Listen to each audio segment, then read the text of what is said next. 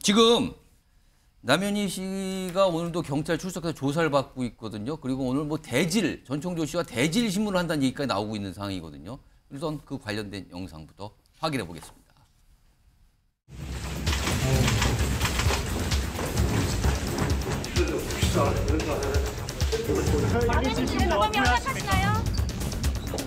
잠시만 나가겠습니다. 도와주세요. 남현희 씨가 하실 말씀 없으세요? 도와주시죠. 신청한 말씀 부탁드립니다.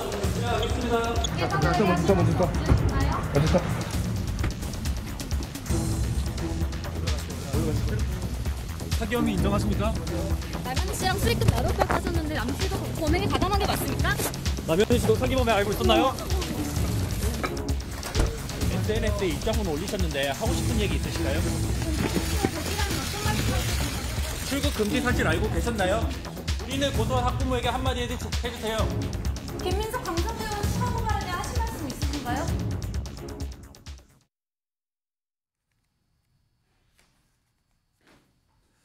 자, 제목이 바로 나왔습니다. 16일 만에 머리채 잡고 싶다. 이 머리채 잡고 싶다고요, 지금? 남현희 씨인가 본데요. 일단 이거 화면으로 좀 소개해드렸습니다. 오늘 새벽부터 남현희 씨가 거의 9건의 글을 SNS에 막 올려요. 본인의 생각과 입장인 거죠. 근데 그중에서 이런 게 있었어요.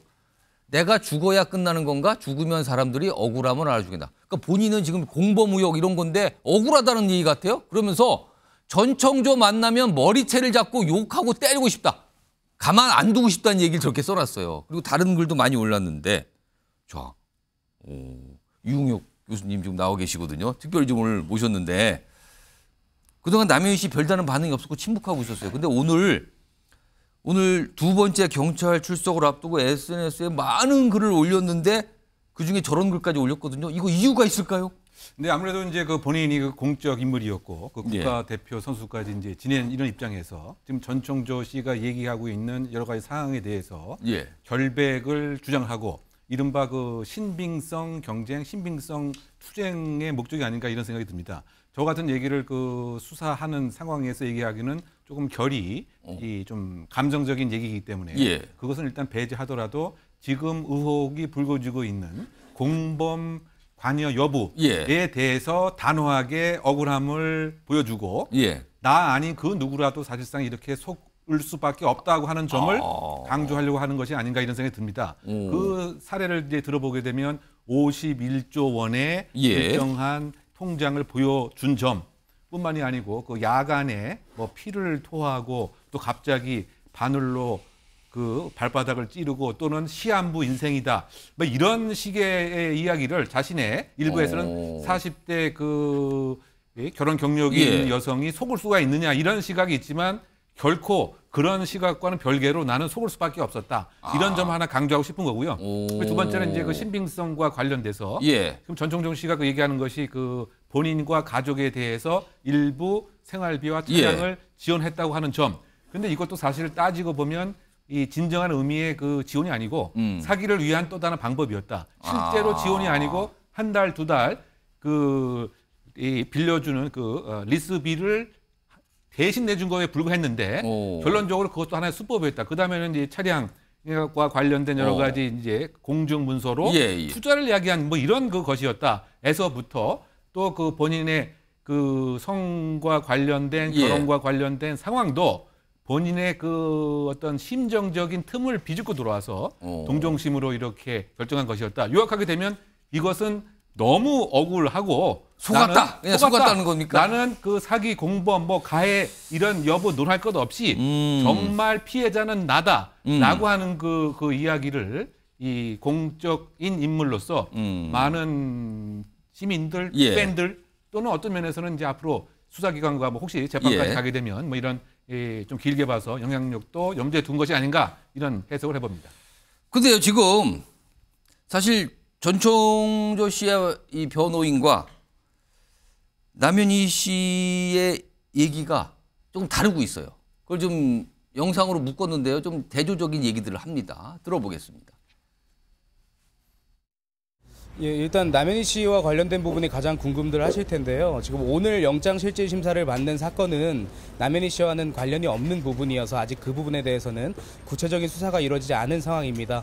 전청조 피의자의 경우에도 마찬가지로 성실히 수사에 협조하면서 향후에 그 수사를 통해 실체적 진실이 밝혀지도록 저희가 도울 예정입니다.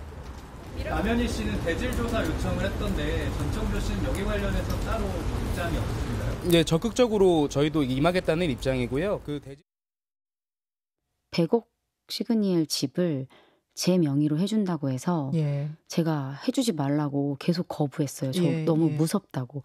그 돈이 무슨 돈인 줄 알고 제가 해요. 마지막 최종 목표가 제 주변 사람들을 먼저 이제 그렇게 투자를 하게 만들고 그다음 마지막은 저였던 것 같아요.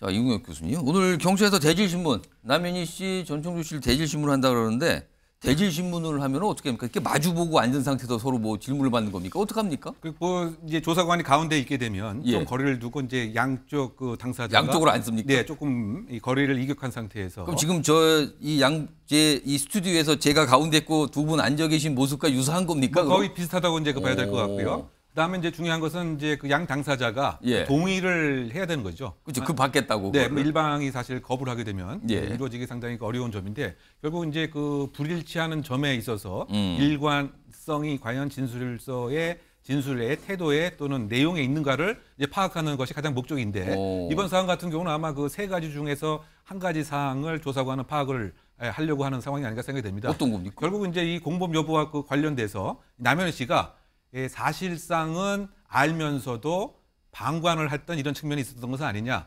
즉 그 이심 동심처럼 하나의 그 인지적 동맹 관계로서 사실은 암묵적인 사실상 그 수법 내용 방향까지 알고 있었을 가능성은 아닌 것이냐. 이것은 이제 수동적 의미에서 이제 공범이죠. 방관의 가능성에 대한 판단. 그런 질문을 계속 양쪽에 할 거라는 그렇죠. 근데 두 번째는 이제 그것보다는 오히려 사실상 아는 차원을 넘어서 일정한 역할과 기능을 나누어서 혹시 했을 가능성이 역할 분담 있던 것은 아니냐. 예를 들면 뭐 또 다른 그 펜싱 학원에 있어서의 운영에 있어서도 다른 수강료보다는 50만 원, 100만 원 비쌌고 이것의 이제 통장에 대한 입금 자체는 또 남현희 씨로 돼 있었기 때문에 이런 그 이른바 그 고급 수강생들은 모집을 예를 들면 말이죠. 남현희 씨의 어떤 이름에서 하고 또 실질적인 투자는 또 그 전청조 씨가 하는 하나의 가상적 시나리오입니다. 그럼 이것은 이른바 행위의 기능적 분배가 역할이 분배되기 때문에 이건 사실상 공범, 직접적 행위자와 다를 분이 없는 것이죠.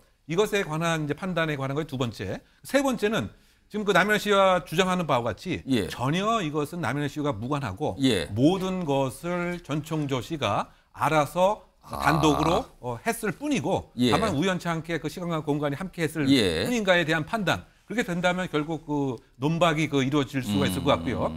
이것이 이제 한 덩어리라고 한다면 지금 여러 가지 또 사회적 논란이 되고 있는 혹시 그 여러 가지 고가의 선물도 뭐 벤틀리에서부터 명품 가방에 이르는 이와 같은 원천적인 수익을 지금 이와 같은 행위를 통해서 지급되고 있음을 알고 있었는지 이것도 또 다른 이제 지금 대질신문의 한 초점이 되지 않을까 생각합니다. 자, 김성환 평론가. 오늘 새벽부터 아침까지 9건의 게시물을 올렸다 그러는데 근데 이제 본인은 억울하다는 취지인 거예요, 다. 근데 사실은 남현희 씨, 그 전청조 씨 관련된 게 펜싱 학원에서 벌었던 성범죄 건이 있잖아요. 이거 굉장히 심각했다 그러는데 남현희 씨가 이거에 대해서는 일절 언급이 없어요. 이거 무슨 뜻으로 봐야 됩니까? 그러니까 그 사건은 이미 법률적으로 끝나버린 거죠. 왜냐하면 그 가해자라고 하는 그 강사가 코치가 그 수강생을 성폭행했다. 여러 명이다. 이렇게 얘기했는데 스스로 극단적 선택을 하는 바람에 공소권 없음으로 끝나버린 거라는 거죠. 그러니까 법률적으로 남현희 씨가 그 부분에 대해서 다시 얘기를 꺼낼 필요는 없지 않을까 이런 생각은 드는데요. 뭐 유리한 상황이 없다. 전혀 아니니까요. 근데 다만 이제 이렇게 생각할 수 있는 거죠. 전청조하고 관계가 깊어지는 가운데 그 사건이 벌어졌다고 하면 그러면 남현희 씨 입장에서는 굉장히 심리적으로 흔들렸을 가능성이 있고 전청조라는 대상한테 계속 의존하게 됐을 가능성은 생각해 볼 수 있는 거죠. 그러니까 우리가 이번 사건에서 조금 냉정하게 봐야 될 부분이 뭐냐면요. 사기 문제가 빠진 채로 전청조와 남현희 두 사람의 관계를 보면 스캔들이에요. 그러니까 남현희라는 사람이 전청조한테 이거 사기범한테 속아 넘어가서 당한 게 될 스토리가 그렇게 쓰여질 가능성이 굉장히 높거든요. 근데 사기 문제가 들어가고 난 다음에 남현희가 상식적으로 이해할 수 없는 전총조라는 사람을 만났다는 것과 별개로 어떻게 사기 공범이 될 수 있을까? 이 문제가 더해지니까 지금 문제가 커지고 있는 거거든요.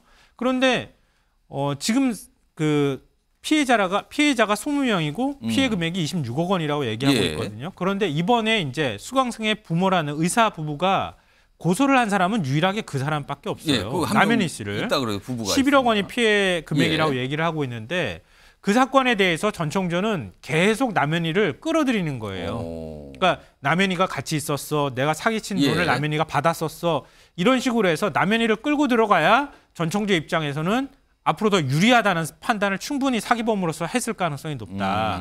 남현희 입장에서 바라볼 때는 나를 자꾸 물귀신처럼 끌고 들어가는데 난 아니에요라고 하는 조언을 받았을 가능성, 또 거기에 대해서 빠져나와야 될 필요가 있지 않을까 이렇게 생각합니다. 하나 더 질문 드리면 지금 남현희 씨가 굉장히 논란이잖아요. 그래도 펜싱하고도 문제가 좀 있었잖아요. 근데 펜싱협회 이사직을 유지하고 있다, 대한체육회 이사직을 유지하고 있다 이런 얘기가 있는데 이거는 좀 어떻게 봐야 됩니까? 이거는 정신이 없어서 지금 사퇴를 안 하는 건지 아닌지 뭐 어떤 절차를 거쳐야 된다고 협회 쪽에서 얘기하는지는 모르겠지만 부적절하죠. 일단은 그런 거는 좀 모양새가 좋지 않다 지금 이 상황은. 공적인 자리잖아요. 그러니까 그거는 사실 이런 문제에 얽혔다고 하는 점에서는 본인이 먼저 사퇴하는 게 바람직하지 않을까 이렇게 생각되고요. 다만 이제 협회에서 얘기하는 거는 그렇더라고요. 그러니까 스포츠윤리위원회를 거쳐서 위원회 차원에서 결정하고 거기에 따라서 처분이 이루어지는 건데 그걸 본인이 결정하는 건 아니다 이렇게 얘기는 하고 있는데 이거는 뭐 징계 여부를 떠나서 본인 스스로가 결단을 내려서 거치를 정리를 해야 될 부분이 아닐까 생각합니다.